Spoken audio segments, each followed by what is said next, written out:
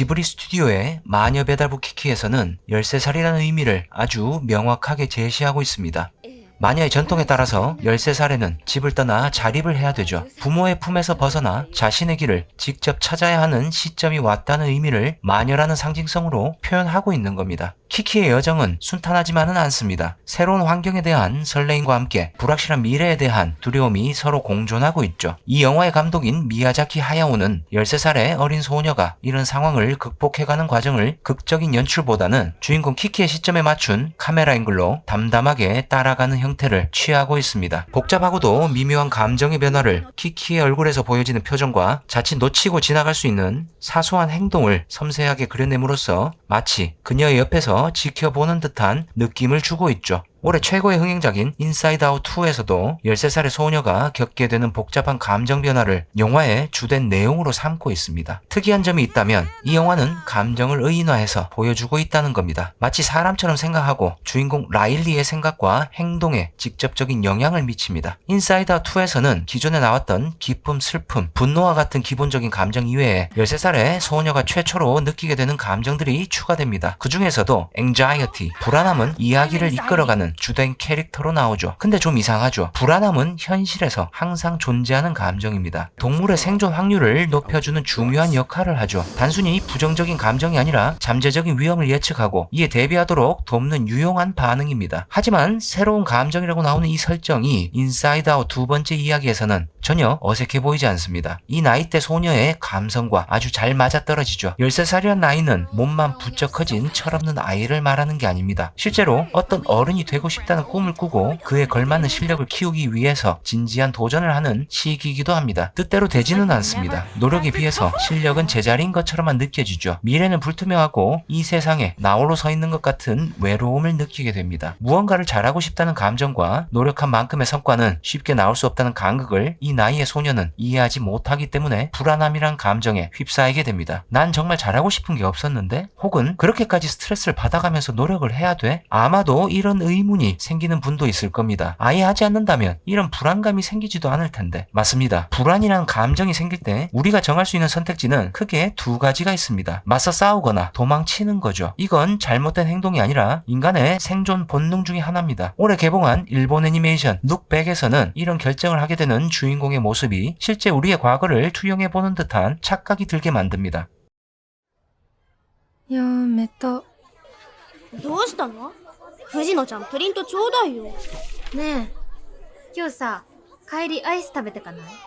사실 룩백에 나오는 주인공 후지노는 13살 소녀의 모습으로만 나오는 건 아닙니다. 11살부터 중학생까지 이어지는 스토리가 비중 있게 전개되죠. 하지만 그 나이대 소녀의 미묘한 감정선을 얼굴의 표정과 행동으로 잘 표현하고 있습니다. 마녀 배달부 키키의 주인공 모습이 자연스럽게 떠오르죠. 근데 이 영화를 처음 봤을 때 좀 의외였던 점이 있었습니다. 거친 펜선과 다듬어지지 않은 듯한 그림체가 약간 이질적으로 느껴졌죠. 감독의 의도가 뭘까? 오리지널 애니메이션이라면 이것보다는 좀 더 깔끔하게 그릴 수도 있었을 텐데. 신카이 마코토 감독의 너의 이름은 스즈메의 문단속, 이런 아름다운 그림체와는 많이 다르죠. 알고 보니 원작이 있었습니다. 전세계적인 히트작 체인소맨의 작가 후지모토 타츠키가 단편으로 그린 원작을 토대로 만들어진 애니메이션이죠. 그림체가 정교하고 깔끔한 일본 만화풍과는 많이 다릅니다. 거칠고 투박하죠. 이 작가의 작품을 처음 본다면 그림이 별론데? 라고 판단할 확률이 높습니다. 솔직히 맞는 말이에요. 작가 본인도 몇몇 인터뷰에서 그림에 대한 실력이 부족하다는 언급을 한 적이 있습니다. 실제로 그림보다는 독특한 스토리텔링과 연출력 면에서 좀 더 좋은 평가를 받고 있죠. 단편인 룩백에서도 그의 개성적인 연출력이 돋보입니다. 캐릭터들의 표정, 움직임, 배경, 이 모든 것들이 영화적인 느낌을 주는데 마치 영화 속 한 장면을 추출해서 이어붙인 듯한 독특한 스타일을 만들어냅니다. 대사가 없는 정지된 컷도 많이 보여줘서 독자가 여러가지 방식으로 상상할 수 있는 여지를 남기죠. 전형적인 일본 만화와는 진행 방식이 아주 다릅니다. 자, 그럼 본론으로 돌아와서 룩백의 스토리는 어떨까요? 후지노라는 소녀만 나오는 건 아닙니다. 같은 나이에 쿄모토라는 주인공이 한 명 더 있습니다. 포스터에도 두 친구가 서로 기대고 있는 그림이 연출되어 있죠. 아마도 여러분들은 이런 스토리를 기대할 겁니다. 아, 두 소녀의 우정, 어린 시절의 성장 스토리가 나오겠구나. 틀린 말은 아닙니다. 이런 내용이 들어갈 수밖에 없죠. 그런데 느낌이 좀 달라요. 제가 방금 전에 말씀드렸다시피 아시다시피 원작자는 뻔한 스토리와 연출을 하지 않는 작가입니다. 이 만화에서는 어떤 메시지를 반복해서 전달하고 있습니다. 마치 독자가 숨어있는 이야기를 찾아달라는 이야기를 하고 있는 것 같아요. 근데 어떻게 찾죠? 멀리 볼 필요가 없습니다. 만화 제목에서 대놓고 힌트를 주고 있죠. 애니메이션에는 표현되지 않고 있지만 만화책의 첫 장면과 마지막 장면에 특정한 문구를 적어놨습니다. Don't, 그리고 in anger. 제목과 결합해보면요. Don't look back in anger. 분노로 뒤돌아보지 마라. 원작의 제목은 이 문장에서 따온 겁니다. 아주 유명한 노래 제목이기도 하죠. 영국 그룹 오아시스의 명곡입니다. 가사 전체를 음미하기에는 한국인들에게 조금 난이도가 있지만 마지막 문구를 보면 분노로 뒤돌아보지 마라. 나는 네가 하는 말을 들었어. 적어도 오늘은 분노에서 벗어나 앞으로 나아가자. 과거의 상처와 후회에서 벗어나 새로운 시작을 받아들이라는 희망의 메시지를 담고 있습니다. 왜 뜬금없이 어린 소녀의 성장 스토리에 과거의 후회에서 벗어나라고 얘기하느냐? 사실 룩백이라는 만화는 2019년에 있었던 비극적인 사건에 대한 추모의 의미가 담겨 있습니다. 교토 애니메이션 스튜디오에서 발생한 방화 사건으로 36명이 사망하고 33명이 중경상을 입은 끔찍한 사고였습니다. 후지모토 타츠키는 이 방화 사건의 2주기에 맞춰 단편 만화를 공개한 거죠. 그래서 룩백이라는 의미에는 뒤를 돌아보다 과거를 회상한다는 의미를 갖고 있습니다. 애니메이션에서는 이런 메시지를 표현하기 위해서 주인공 후지노가 뒤를 돌아보며 쿄모토를 바라보는 장면이 반복해서 연출되고 있죠. 그런데 흥미롭게도 룩백에는 뜻이 한 가지 더 있습니다. 백은 명사로 등이라는 의미를 갖고 있습니다. 일반적인 영어 구조로는 룩백은 등을 바라본다는 해석은 불가능합니다. 하지만 은유적인 표현으로 등이라는 상징성을 부여한 거죠. 원작의 책 표지에도 주인공의 등이 표현되고 있습니다. 여기에도 몇 가지 의미가 담겨 있어요. 먼저 시간의 흐름을 나타내죠. 만화를 그리기 위해서 노력하는 후지노의 모습을 등으로 표현하고 있습니다. 어린 소녀가 성장하는 모습을 등이라는 상징성으로 보여주는 거죠. 그리고 한 가지 더, 등이라는 표현에는 다른 의미도 있습니다. 주인공 후지노가 쿄모토를 앞에서 이끌고 가는 모습이 여러 번 등장합니다. 쿄모토는 항상 후지노의 등을 보고 있죠. 마치 밀어주고 당겨주는, 서로 의지하는 두 소녀의 모습을 자연스럽게 표현하고 있습니다. 솔직히 이 부분을 자세하게 설명할 수는 없습니다. 우정이라고만 해석할 수도 없죠. 그리고 망설이는 쿄모토를 끌고 가려는 후지노의 모습은 사실 작가의 복잡한 마음이 둘에게 동시에 투영되어 있는 겁니다. 작가의 이름은 후지모토 타츠키라고 했었죠. 주인공의 이름은 후지노와 쿄모토입니다. 둘의 이름에는 모두 작가의 이름이 들어가 있습니다. 과거를 회상하는 작가의 모습을 두 명의 주인공으로 분리해서 표현하고 있는 겁니다. 마치 인사이드 아웃에서 감정들이 나눠져 있다는 설정과도 유사하죠. 영화 내에서 두 주인공의 성격은 확연히 드러날 정도로 차이가 큽니다. 후지노는 당당하고 자신만만합니다. 지고는 못 사는 성격이죠. 반대로 쿄모토는 사람을 만나기 두려워하고 방 안에서 그림만 그리는 소녀로 표현하고 있습니다. 우리의 마음과도 비슷하죠. 자신감이 실망감으로 변하고 좌절했다가 다시 희망을 갖게도 됩니다. 인생을 살면서 이런 마음이 계속 반복하게 되죠. 두 주인공 모두에게서 우리의 모습을 찾아볼 수 있습니다.